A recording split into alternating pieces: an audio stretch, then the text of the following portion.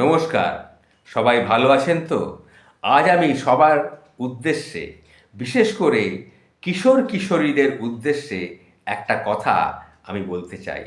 সেটি হচ্ছে, পড়তে বসে পড়ায় মন বসছে না। কেন? পড়াতে মন বসাতে গেলে কি করা প্রয়োজন? কিভাবে পড়া মনে রাখবে? সেটা বিষয়ে আমি দু একটি কথা আপনাদের সামনে তুলে ধরতে চাইছি।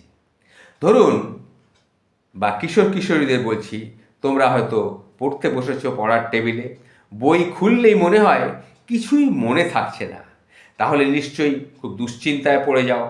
পরীক্ষার আগে এই সমস্যা অনেকেরই হয়। তবে কার্যকর কিছু কৌশল অনুসরণ করলে মস্তিষ্কের কার্যক্ষমতা বাড়িয়ে সহজেই কিন্তু স্মৃতিশক্তি উন্নত করা সম্ভব। এসো আজকে আমরা জেনে নিই পরীক্ষার জন্য মেমারি বাড়ানোর 8টি অনন্য উপায়। সেগুলো শোনো, ভালো লাগবে। যদি করতে পারো নিশ্চয়ই উপকৃত হবে। শুধু পড়লেই হবে না। প্রথমত বলবো আমি, শুধু পড়লেই হবে না, মুখস্থ করলেই হবে না। মনে রাখার জন্য স্মার্টভাবে নোট নিতে হবে। রঙিন মার্কার দিয়ে মূল পয়েন্টগুলোকে হাইলাইট করতে হবে। গুরুত্বপূর্ণ তথ্য সংক্ষিপ্ত আকারে লিখে ফ্ল্যাশ কার্ড তৈরি করা বা নিজেই তথ্যগুলো সংক্ষেপে নিজে লিখে নিলে দেখবে মনে রাখতে খুব সহজ হবে। দ্বিতীয়ত, বড় বড় অধ্যায় মুখস্থ করতে গিয়ে জট পাকিয়ে গেলে, এটা হয়ে থাকে, বড় বড় অধ্যায় মুখস্থ করতে গেলে একটা জট পাকিয়ে যায়, তখন মাইন্ড ম্যাপ কৌশল ব্যবহার করতে হয়। এতে মূল বিষয়কে কেন্দ্র করে শাখা প্রশাখার মতন তথ্য সংযুক্ত করলে একটা পরিষ্কার চিত্র কিন্তু পাওয়া যায়, যা দ্রুত মনে রাখতে সাহায্য করবে আমাদের। তৃতীয়ত, যদি মনে রাখতে চাও তাহলে অন্য কাউকে শেখানোর চেষ্টা করো। তুমি যেটা পড়লে সেটা অন্য কাউকে শেখানোর চেষ্টা করো।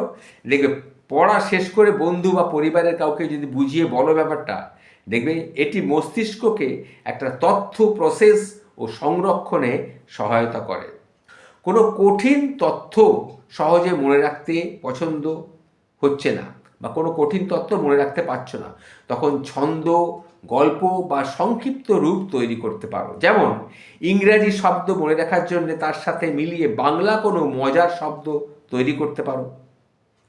আর একটা কথা বলি, ঘুমের অভাবে মস্তিষ্ক কিন্তু ক্লান্ত হয়ে পড়ে, ফলে তথ্য সংরক্ষণে ব্যাঘাত ঘটে। তাই প্রতিদিন অন্তত 7 থেকে 8 ঘন্টা ঘুমানো অত্যন্ত জরুরি। বিশেষ করে পরীক্ষার আগে রাত জেগে পড়ার চেয়ে পর্যাপ্ত ঘুম নেওয়া কিন্তু খুব কার্যকর একটা ব্যাপার।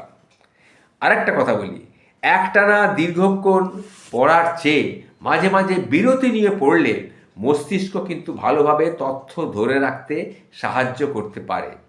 20-25 মিনিট ধরো পড়লে, পড়ার পর 5-10 মিনিট একটু বিরতি নাও, এতে তোমার মনোযোগ কিন্তু বৃদ্ধি পাবে।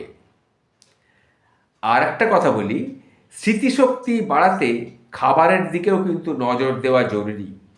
ওমেগা 3 সমৃদ্ধ মাছ, ওমেগা 3 সমৃদ্ধ মাছ খেলে তোমার স্মৃতিশক্তি বাড়বে। বাদাম, ডার্ক চকলেট, সবুজ শাকসবজি, কিছু ফল, এগুলো মস্তিষ্কের কার্যক্ষমতা কিন্তু বাড়ায়। আর শেষের দিকে বলি, মানসিক চাপ কমাতে প্রতিদিন মেডিটেশন ও হালকা ব্যায়াম করা প্রয়োজন। এতে মস্তিষ্কে দ্রুত রক্ত প্রবাহ বাড়ে, মনোযোগ বৃদ্ধি পায়, যা পড়ার ক্ষেত্রে খুব সহায়ক হতে পারে। আর শেষে বলি, পরীক্ষার আগে স্মৃতিশক্তি বাড়াতে এই যে কৌশলগুলো অনুসরণ যদি করতে পারো, দেখবে কেমন সহজ হয়ে যাবে পড়াকে মনে রাখা, আত্মবিশ্বাসও তোমার বাড়বে। তাই এখন থেকেই এগুলোকে অভ্যাসে পরিণত করা শুরু করে দাও। দেখবে পরীক্ষায় ভালো ফলাফল নিশ্চয়ই অর্জন করতে পারবে। বুঝতে পেরেছো আমার ছোট ছোট ক্ষুদে বন্ধুরা? তোমাদেরকে কিন্তু কথাটা বললাম, এটা মনে রাখার চেষ্টা করবে। ভালো থেকো।